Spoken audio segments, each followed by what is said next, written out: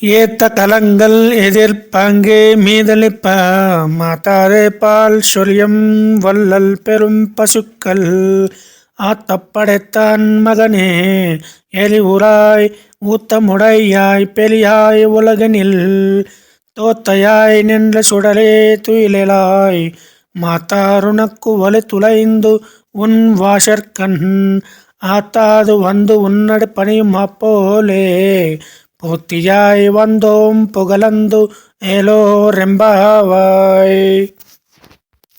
పాలను పిదుగుటకై పొదుగుల క్రింద ఎన్ని భాండములుంచినను అవన్నీ పొంగి పొరలిపోవున్నట్లు క్షీరధారలను వర్షించే గోసంపద కలిగిన శ్రీ నందగోపుని కుమారుడైన ఓ శ్రీకృష్ణ, మేలుకొని మమ్ము కనరావయ్య. అప్రతిహత ధైర్య సాహసములను కలిగిను ఆశ్రిత పక్షపాతివై సర్వులకును ఆత్మస్వరూపుడవైన నీవు ఈ భూలోకమునందు అవతరించిన ఉజ్వల రత్న దీపమా, వేద ప్రమాణ ప్రసిద్ధుడా, ఆ వేదము చేత నేను ఎరుకపడినంతటి మహామాన్వితుడా, ఈ దీనులను కటాక్షించి మేలుకొనము.